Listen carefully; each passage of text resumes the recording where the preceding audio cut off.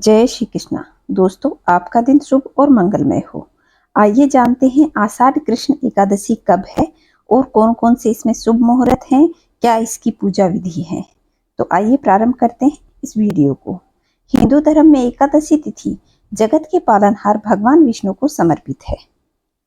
इस तिथि पर श्री हरि और मां लक्ष्मी की पूजा अर्चना करने का विधान है। साथ ही पापों से मुक्ति पाने के लिए व्रत भी किया जाता है।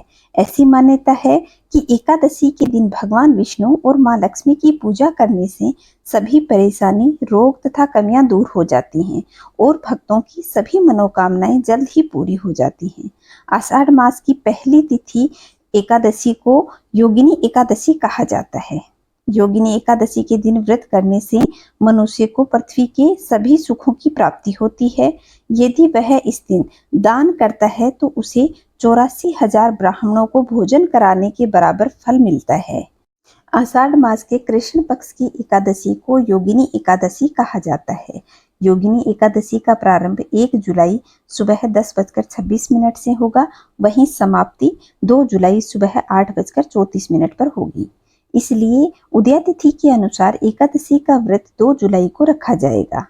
साथ ही व्रत का पारण 3 जुलाई को सुबह 5:28 से 7:10 के बीच किया जाएगा। आइए जानते हैं कि इस बार एकादशी को कौन कौन से शुभ मुहूर्त हैं।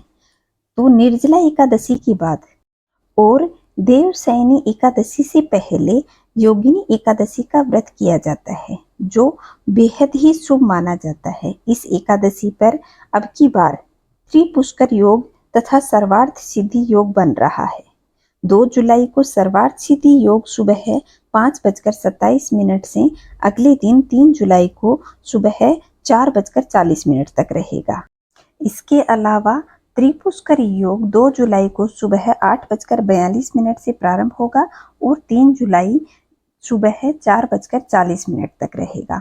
तो इस शुभ मुहूर्त में हमें पूजा अर्चना आवश्यक रूप से करनी है। जो लोग व्रत करते हैं और दान आदि करना चाहते हैं तो इस शुभ योग में उन्हें करना चाहिए। आइए जानते हैं कि किस तरह हमें एकादशी की पूजा करनी है, क्या इसकी पूजा विधि है। जो मनुष्य योगिनी एकादशी का व्रत करना चाहता है वह इस दिन सुबह ब्रह्म मुहूर्त में उठकर घर की साफ सफाई कर ले और फिर स्नान करे। स्नान करते समय थोड़ा सा गंगाजल पानी में अवश्य डाल लें। उसके बाद स्नान करें और फिर व्रत का संकल्प लेना चाहिए। फिर योगिनी एकादशी के दिन आपको पीले रंग के वस्त्र ही पहनने चाहिए और हरि को पीला रंग बहुत प्रिय है, इसीलिए हमें भोग में भी पीले रंग का ही अधिक से अधिक प्रयोग करना चाहिए। इसके बाद मंदिर में गंगाजल छिड़क करके थोड़ी शुद्धता कर लें और उसके बाद भगवान विष्णु और मां लक्ष्मी की प्रतिमा विराजमान करें और उन्हें चंदन, कुमकुम, हल्दी आदि लगाएं और मां लक्ष्मी को श्रृंगार की चीजें अर्पित करें। इसके बाद देसी घी का दीपक जला करके भगवान विष्णु की और मां लक्ष्मी की आरती करें और विष्णु चालीसा का पाठ करें।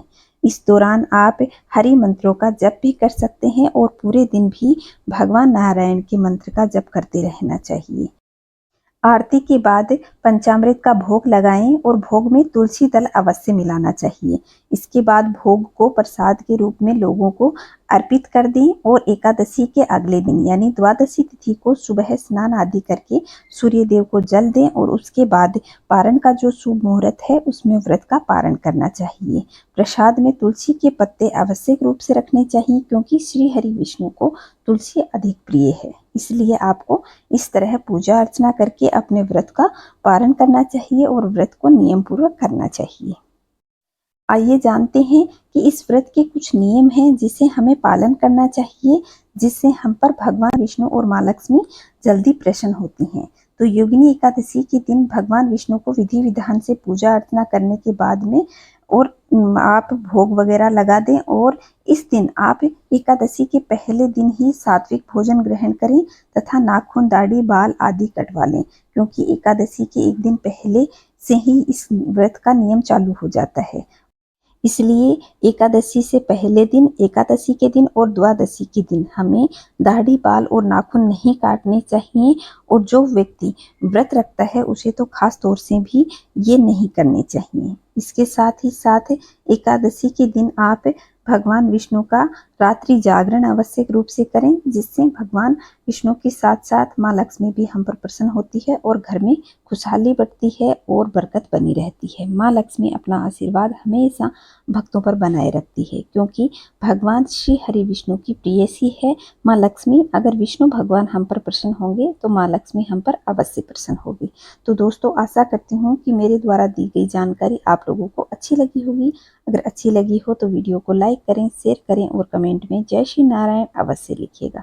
कथा भी चैनल पे उपलब्ध करवा दी गई है, आप वहां से जाकर के सुन सकते हैं और अपना व्रत पूर्ण कीजिए और व्रत का पारण नियम पूर्वक कीजिए। जय श्री नारायण दोस्तों।